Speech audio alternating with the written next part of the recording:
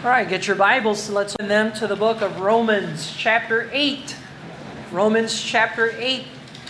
So naalala natin ang aklat ng Romans ay patungkol sa katuwiran ng Diyos. Yung pinaka-theme verse ng aklat ng Romans ay Romans chapter 1 verse 16 at saka verse 17. So tingnan mo yung Romans 1:16 and 17. So see what the theme verse is in Romans. For therein is the righteousness of God revealed. So, pinapakita ng Diyos o pinapahiwatig ng Diyos o isinasalaysay ng Diyos ang kanyang katwiran. At yan ang kailangan natin upang masave. At pagkatapos na masave tayo, kailangan mabuhay tayo ng matuwid sa harapan ng Diyos. Yung kaligtasan natin ay namumunga ng mabubuting gawa. Hindi para masave tayo, kundi dahil saved na tayo. So, there's that righteousness of God revealed, and it begins from faith. Nagsisimula yan sa faith, nung nagtiwala ka sa Panginoon, at nagpapatuloy yan to faith. So from faith to faith, as it is written, ngayon gagamitin niya yung Habakkuk chapter 2 verse 4. That sabi doon, the just shall live by faith. So ang matuwid ay mabubuhay sa pamamagitan ng pananampalataya, which is true. Tayo na may pananampalataya sa Panginoon ay maaaring mabuhay mabuhay para sa Panginoon dahil ginawa niya tayong matuwid o ginawa niya tayong walang sala o iniari niyang ganap tayo. And so you have that there. I'm not ashamed of the gospel of Christ, for it is the power of God unto salvation to everyone that believeth, to the Jew first and then also to the Greek. So, sa pag-aaral natin ng aklat ng Romans, nakita natin yung katuwiran ng Diyos ay ipinakita sa atin dahil tayo ay makasalanan. Chapter 1, chapter 2, chapter 3 hanggang verse 21. So, that's Romans chapter 1, 2, 3 hanggang 31, sin. Tapos, sa chapter 4 and 5, doon pinakita sa atin anong ginawa ni Kristo patungkol sa ating sin at kung paano siya ay namatay, nilibing, muling nabuhay para sa atin. Binigyan tayo ng Diyos ng salvation.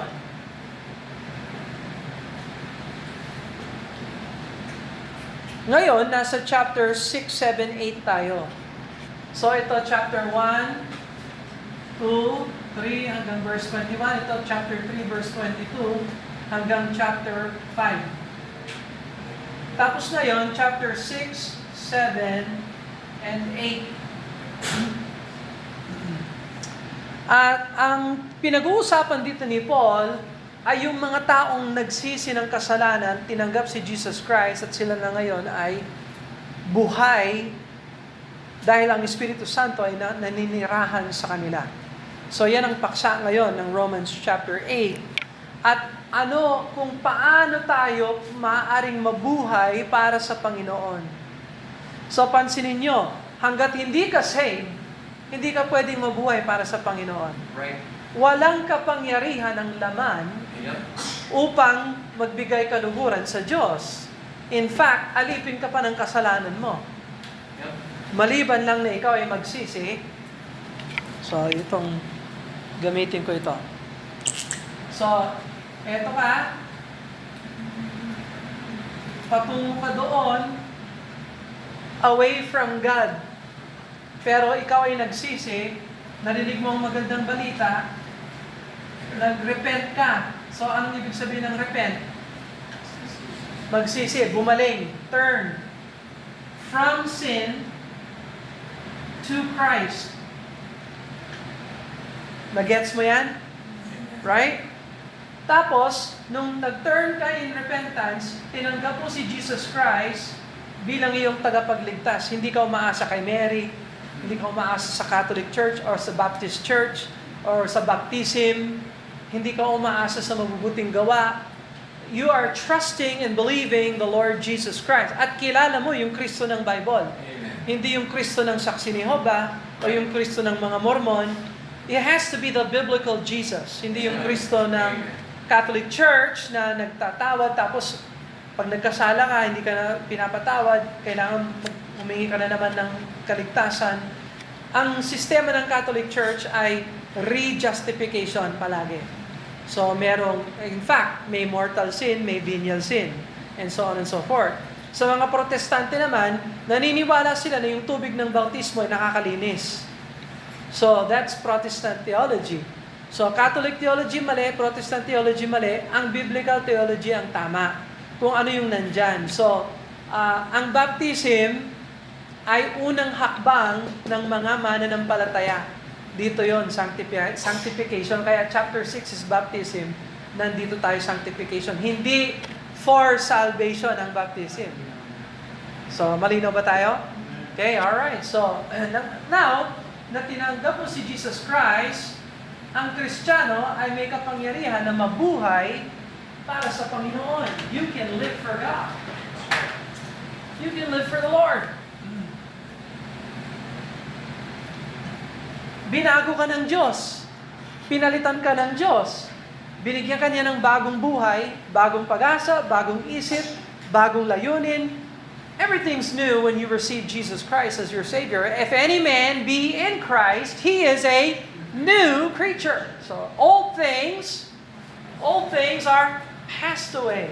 And behold, all things are become new. Amen. All right, so, ngayon, look at chapter 8, verse number 9. Chapter 8, verse number 9.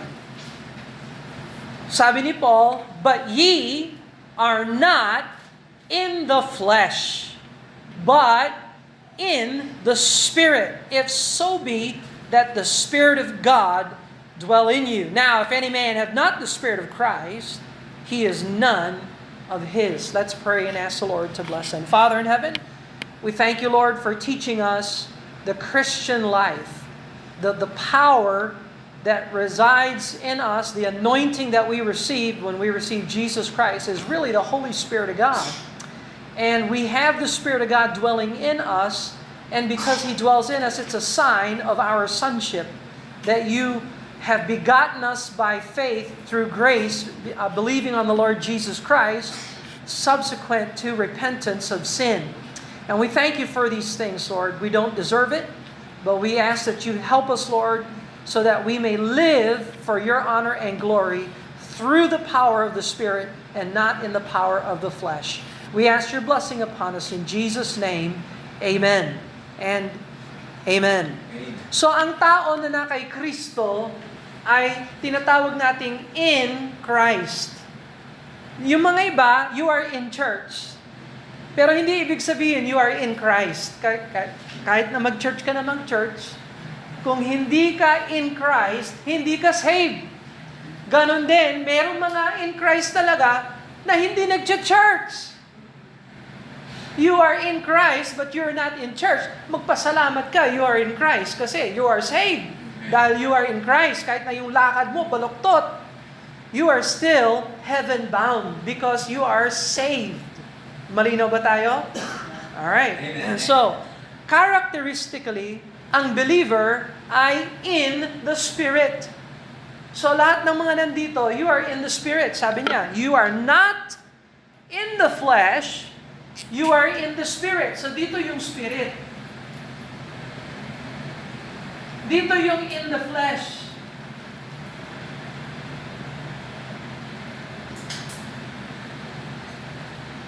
Pero ang believer, he is in the Spirit and the Spirit lives in him too. So in fact, yung Spirit of God dwelling in you ay yung puweba na ikaw nga ay anak ng Diyos. Okay? So, you're not in the flesh, but in the Spirit. If so be, so yun ang kondisyon, if so be, that the Spirit of God dwell in you. Kung yung Spirit of God. So, who is the Spirit of God? That's the Holy Spirit. This is the Spirit of God. Does the Holy Spirit of God live inside of you? Kung ikaw ay believer, saved, born again, the Spirit of God dwells in you. And you are dwelling in the Spirit. You're in Christ. You're in the Spirit. Malino ba tayo? Kaya bukod talaga sa buong daigdig ang mga anak ng Diyos. Amen. Iba talaga sila.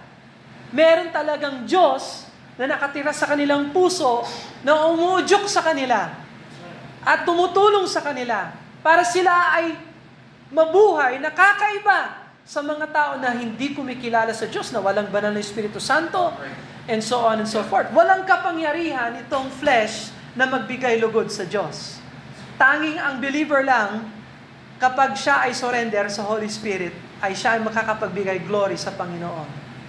So, verse number 10, if Christ be in you, the body is dead because of sin. Oh, kaya pala yung mga believers,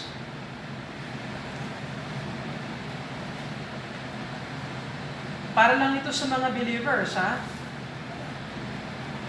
Body, spirit. So, if Christ be in you, yung body mo patay dahil sa kasalanan. Pero yung spirit mo buhay. But if Christ be in you, the body is dead because of sin. But the spirit is life because of righteousness. Dahil ginawa kang matuwid, iniaring ganap ka ng Diyos, yung spirit mo buhay. So yung Holy Spirit nagbibigay eternal life sa ating spirit. And so meron tayong, we have the Holy Spirit living in us. We live in the Spirit. And the body, nandyan pa rin yung sin. Unfortunately, nandyan pa rin yung sin.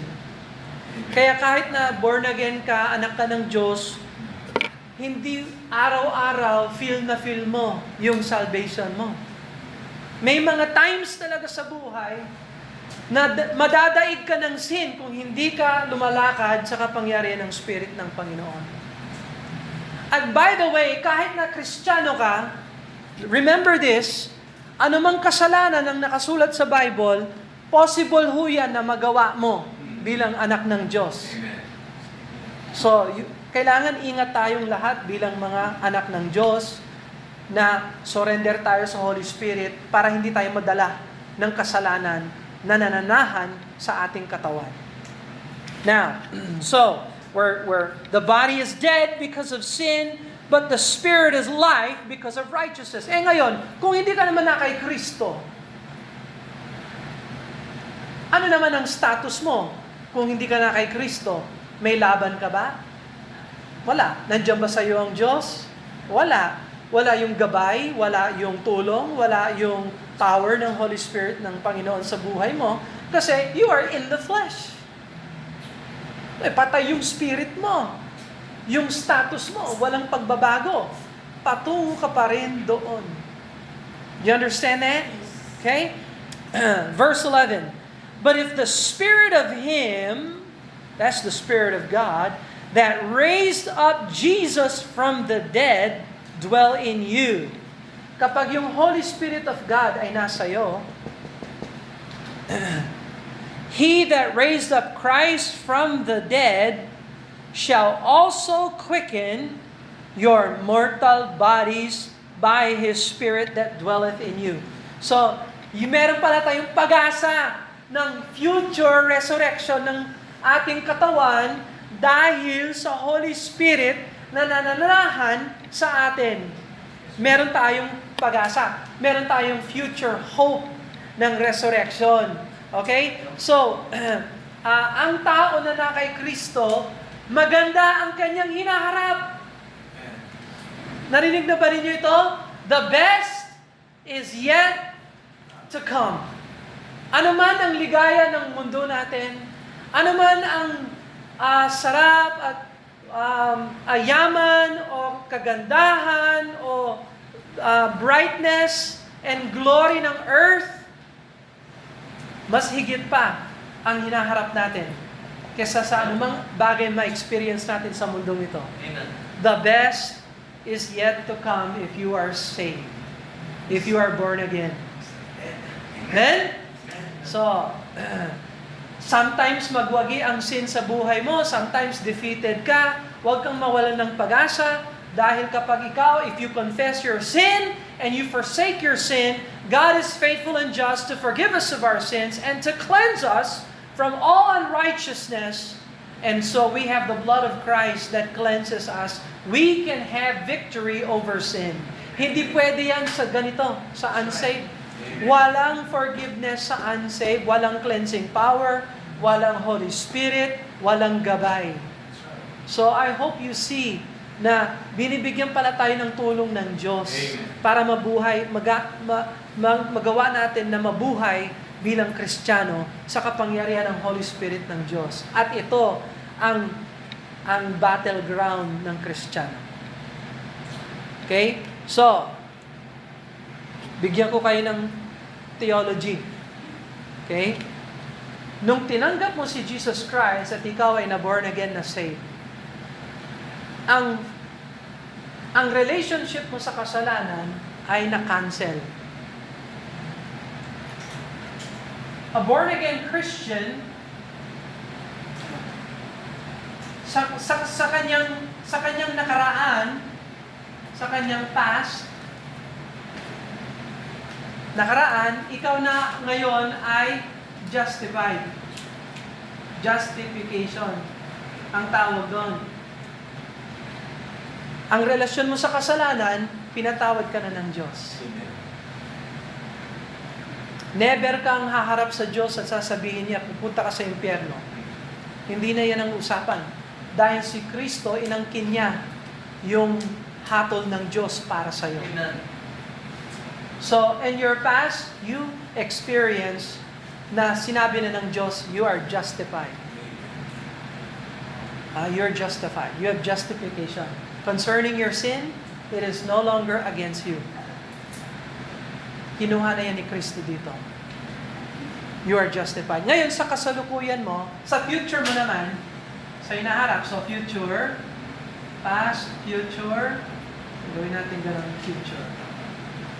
Sa future, basta ikaw ay nagsisi at sumampalataya kay Kristo, ikaw ay saved, yung future mo, glorification ang tawag doon. Glorification.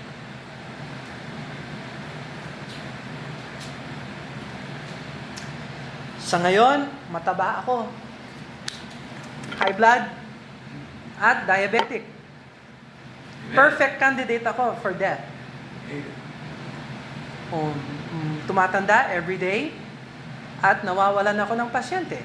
Patience. Every day. I'm in a bad trajectory, physically speaking. Okay? My outer man is perishing. Okay? Pero darating ang time, hindi niyo ako makikilala na lumang Bill, na dito yung body ko in sin and yung spirit talagang nakikipag-away sa sin and so on. Balang araw, I will be like Christ. Amen. Sa future, yun ang glorification ko. Pinangako na yan ng Diyos. Amen. Kung paano ang Diyos ay hindi nagsisinungaling at umasa ako sa Kanya at nagtiwala ako sa Kanya, nagtitiwala rin ako sa Kanya na balang araw, ang bulok kong katawan at ang kasalanan na favorite ko ay balang araw, ikakamuhi ko rin. Kasi magiging katulad ako ni Kristo. Balang araw. At ito ay hindi dahil sa napakahusay kong tao, dahil napakatalino, dahil napakayaman. Sure, hindi ako mayaman, for sure. But I will tell you, ito ay dahil sa grasya ng Diyos. Dahil si Jesus Christ ay namatay, nilibing muling nabuhay para sa akin. And you should be able to say the same thing too. So, there will come a time when you will be glorified because of Jesus Christ. So, glorification. Now, two ways pwede mangyari ito. Una, rapture. Maaaring ma-rapture ako. Ewan ko sa inyo kung mara-rapture ka. Kasi hindi ko alam yung puso mo. Pag naiwan ka, sa'yo na ito, ibenta mo yan, kakailanganin mo kasi 7 years. Dadaan ka ng 7 years tribulation period. At tsaka magpapatatakang marami ng Antichrist. So, bahala ka kung gusto mo, nasa iyo yun. Basta ako, alam ko, I'm saved. I'm born again. Pag, alimbawa, sinabi ni Jesus Christ, come up hither. Lalo na, Lord's Day pa. Nako. Amen. In a moment, in a twinkling of an eye, sabi ni, ano yung twinkling of an eye sa Tagalog? In a moment. In a moment. So, yung Greek word ng moment, atom. Pinaka-smallest particle. Is that right, Joe? Is the atom the smallest particle? Hindi na, no? What is the smallest particle? Higgs boson? Higgs boson? Yung Higgs boson na ngayon. Kailangan alam mo yung science. What is the smallest particle? Yan mahilig sa science kasi eh. Ateista yata. Ito, hindi, biro lang. What's the smallest part? Higgs boson? The Higgs boson. Or what? Electron, neutron. Those are atomic elements. Sige, pwede rin. Pero may mas balit pa doon. Higgs boson na ngayon. Anyway. In a moment, in a twinkling of an eye, wala pang 1 second, nasa ulap na tayo sa presensya ng Panginoong Jesucristo. May pangako ang scriptures, the New Testament scripture promises one generation of Christians na hindi makakatikim ng kamatayan. Sana yung generation natin. At kung paano si Paul mismo na yung kanyang puso, nasa kanyang puso, yung pag-asa ng rapture, kailangan nandiyan din yung puso natin. Amen. Yung pag-asa ng rapture nasa puso rin natin. Looking for the blessed hope Amen. And the glorious appearing of our great God and our Savior, Amen. Jesus Christ. I'm looking forward to that. Okay? Amen. Kasi, yung alternative na pangalawa for glorification is death. Death. Ayun. Masakit yung death. No, nakaka-shock naman yung death. Kailangan always prepared kasi hindi mo alam. So, sana in order yung bahay, in order yung house for death. So, yung death is coming to every man. Parating yung death. Every day na buhay ka, every day malapit ka sa kamatayan. At ang mga kabaong, iba-iba ang sizes. Amen. So, parte ng pag-church, yung marinig mo yung mga ganito, para ihanda mo yung sarili mo. Okay? So, hindi ako nananakot. I'm just telling the truth. Hindi ka mag-glorify kung hindi ka ma-rapture o di kaya dumaan muna sa kamatayan. Okay? Pero pag namatay ka naman, sabi ni Lord, babangon muna yung body mo. Tapos dadalhin niya yung kaluluwa mo, isasama niya yan sa rapture. Tapos yung mga mahal mo sa buhay, nandyan din. And lahat kayo, we will all be together with the Lord to be with Him forever. No, wala na tayong goodbye. So, napakaganda naman ng future natin. Okay? Ngayon, meron tayong kasalukuyan. Ito yung present. So, future, past, future, ano ngayon? Present. So, present tense. Kasalukuyan. Okay? Ang tawag doon, sanctification. So, merong justification, patungkol sa nakalipas, iniaring ganap na tayo ng Diyos, hindi niya tayo idadalhin sa impyerno, sinagot na ni Kristo lahat, we are justified. Yung inaarap natin, we will be glorified. Glorification. Ang usapan natin ngayon bilang Kristiyano ay itong sanctification. Kumusta ang sanctification mo ngayon? Amen. So, kaya niya sinulat yung Romans 6, 7, 8 para ayusin natin yung sanctification natin. Hindi tayo mangmang, kumbaga. So, like it or not, Ang future ng mananampalataya ay glorification. Ang lakad natin ngayon, patungo doon. Every day, patungo tayo sa glorification. Sometimes, successful tayo. Sometimes, defeated tayo ng kasalanan. Sometimes, we're in the Spirit. Sometimes, we are allowing sin to reign. Pinapayagan natin yung sin ang maghari sa buhay natin. Now, ang unsaved, wala siyang choice. Sin talaga naghahari dyan. Alipin siya ng kasalanan. Wala siyang alam na iba pang gawin kundi ka magkasala. Ang anak ng Diyos may laban. May nagtuturo sa kanya, meron siyang Holy Spirit, meron siyang Bible. Kapag matino siya, nasa church siya na nagtuturo ng Bible. Do you understand what I'm saying?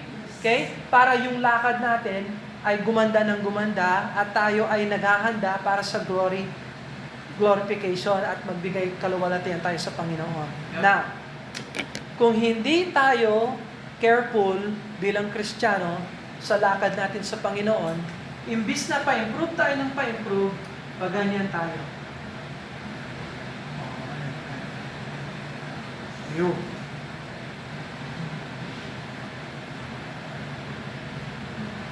Tinatalo tayo palagi ni Satan, ng mundo na ito, at ng katawan natin, ng flesh natin. Tinatalo tayo palagi ng tatlong yan. Every day. Kung hindi si Satanas o yung mga masasamang espiritu, yung katawan mo ayaw gumawa ng tama. Kung hindi yung katawan mo, yung mundo magiging tukso sa'yo na gumawa ng mali. At lahat yung tatlong yan, Satan, flesh, the world, yan ang problem natin bilang Christian. Kapag pinabayaan mo yung sarili mo, yung testimony mo ay ganito, hindi pa improve, pataas, kundi bagsak palagi. Palagi. Hanggang ma-rapture ka. Hey Brother Bill, yung palang defeated Christian, mara-rapture pa rin? Yes. Ano sa palagay niyo? Yes. Ang Kristiyano hindi nabubuhay para sa Panginoon, hindi nagbibigay kaluwalhatian sa Kanya. Sabihin natin, yung Kristiyano na pasaway o hindi nakikinig sa Bible, mara-rapture pa ba siya? Ha? Yes. Yes or no? Yes. Are you sure? Sure. Parang tahimik kayo.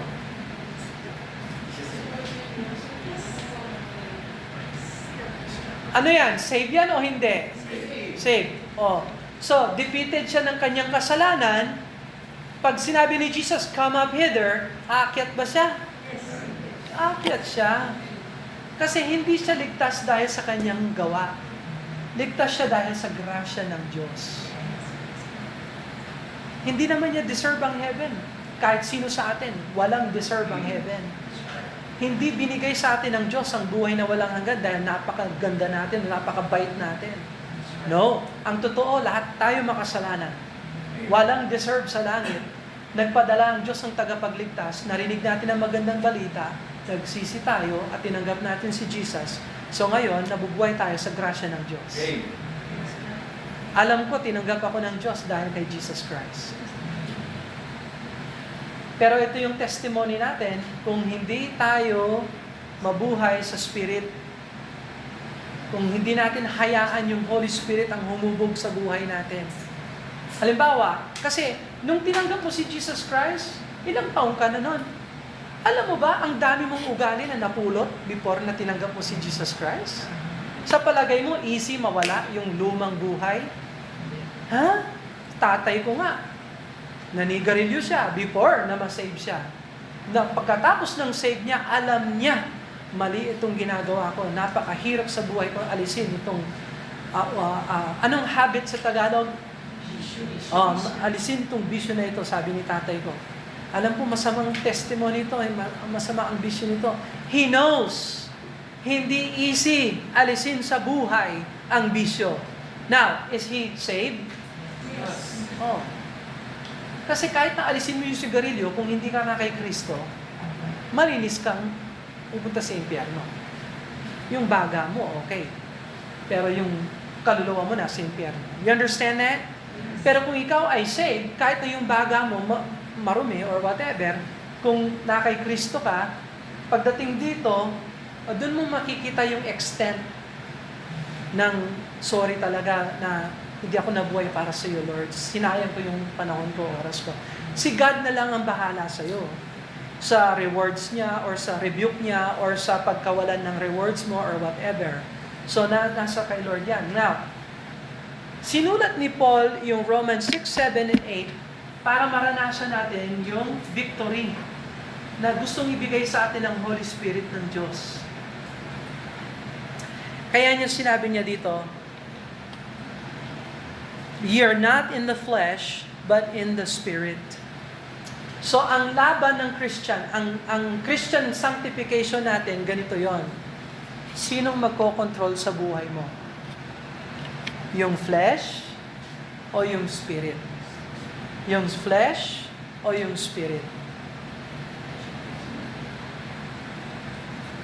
You understand that? Amen? Okay. So,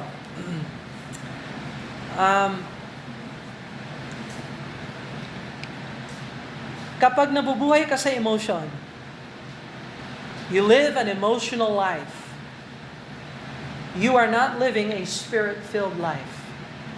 Right. Kasi yung nagko-control sa'yo, you are being controlled by your emotion. That's fleshly emotion. Ang tawag dyan, emotionalism. Emotionalism. Pag feel ko, magche-church talaga ako. I feel good, I feel high, I'm good, I'm gonna go to church. Pero pag may mga araw na ayaw ko talaga mag-church, lalo na pag mabagyo, yung unan, extra soft pag Sunday, at yung kumot, extra masarap pag Sunday. Ha? Nakaranas na ba kayo ng Sunday-itis? Ha? Sa church, meron palang Sunday-itis. Sunday myalgia? Or Sunday Sunday-itis. Yung Sunday, hindi ako maka-church. Pero pag Lunes, wow. Pag Tuesday, wow. Pag Wednesday, wow. Except Wednesday night. may Wednesday-itis. Oh, ano yung Wednesday-itis? Emotionalism. Kinokontrol ako ng flesh. At pinapayagan ko naman yon. Okay? When you make decisions based upon emotion, you are controlled by the flesh. You are controlled by sin.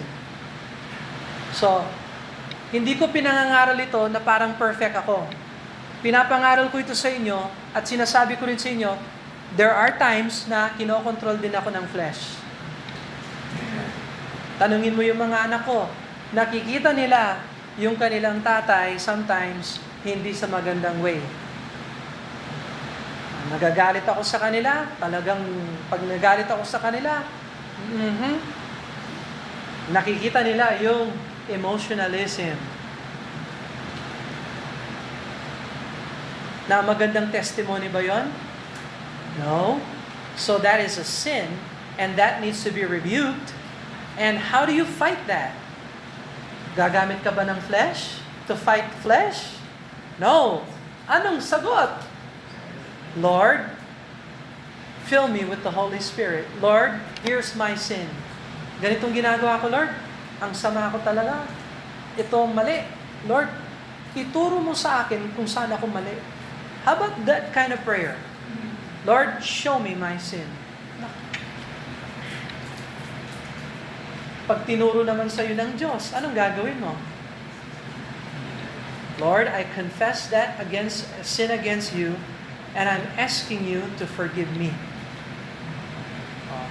Ngayon, God is faithful and just to forgive. Amen. Sigurado ka ba, Brother Bill, patatawarin ako ng Diyos? Oo, kasi binigay na ni God yung kanyang forgiveness dito.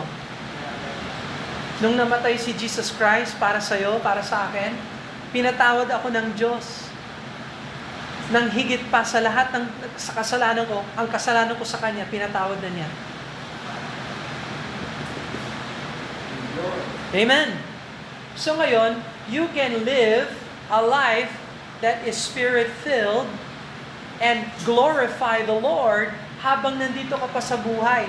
Ang problema ng maraming Kristiyano, natututo silang mag-surrender sa dulo.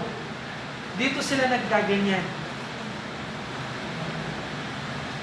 Pero yung mga kabataan, young people, the best na matuto kayo kung kailan mag-surrender, Sophia, the best time mag-surrender, habang ikaw ay bata pa. Dito ka mag-surrender. Ganyan. Hindi yung dito.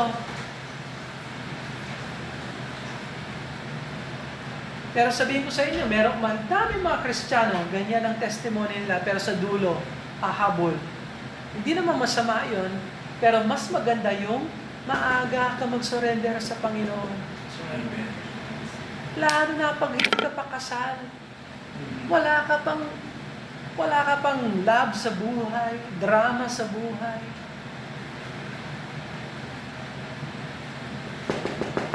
You have the rest of your life to live for the Lord if you surrender to Him. Instead of maghintay na lang ako, pag tumanda ako, doon na lang ako maglilingkod sa Panginoon. Ayan ang testimony mo. Defeated. Tapos sanctify, growth. Yung iba, natuto silang mag-grow dito. Yung iba, natuto silang mag-grow dito. Yung iba, never na mag-grow, pero ganyan pa rin. Okay? So, saan ka dito? Huwag kang sumagot. I'm just giving you food for thought. Gusto ko kayong mag-isip ng maayos. Alright? Alright. So, by the way, ang spiritual growth ay prayer. So, it doesn't take days and hours. It doesn't take weeks to grow spiritually. You know what it takes? A moment of confessing your sin and getting right with God and asking the Lord to fill you. Amen. At by the way, itong sanctification na ganito, this is moment by moment. Do you know one moment you can be in the Spirit and the next moment you can be in the flesh? Kaya ang buhay Kristiyano is surrender. Ang question, kanino ka nagsosurrender? Sa flesh o sa spirit? Ang problema natin, nasanay tayo, kasi ito yung dinala natin para sa salvation natin. We bring to the cross our flesh. And when God is finished with us, we still have the flesh. Now, we're not characteristically in the flesh, we are now in the Spirit. But do we allow the Holy Spirit to mitigate and to limit our flesh? So, ang laban talaga natin, may Holy Spirit tayo. Malinaw ba? Amen. Alright, so this week, is it going to be a good week or a bad week?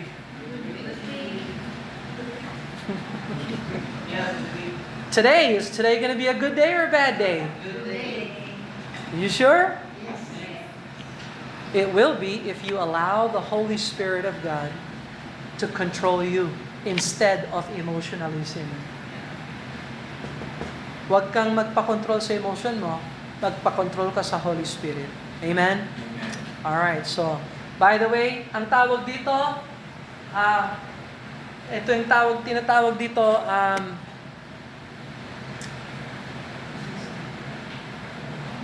past justification is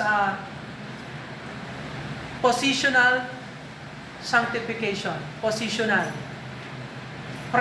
Future prospective glorification. Tapos yung present progressive. Progressive sanctification. Ibig sabihin, yung lakad natin sa Diyos, kailangan ingatan araw-araw, oras-oras. Don't let your guard down. The Holy Spirit of God has the power to sanctify us progressively. So, para masigurado yung present sanctification mo ay maging maayos, every day, moment by moment, mag-rely tayo sa Holy Spirit ng Panginoon.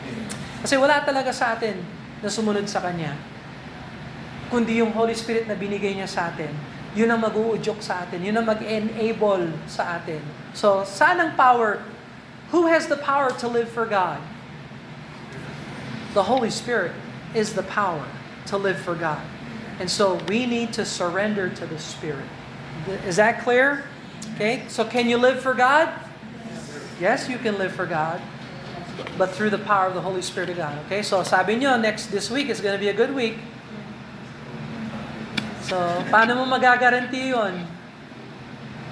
Magagaranti mo ba? Paano? If the Spirit of God dwell in you. Amen? So, trust in the Lord. Allow the Holy Spirit of God to change you.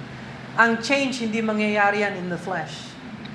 Change will happen through the Holy Spirit. And when He changes you, He makes you more like Christ. Let's pray.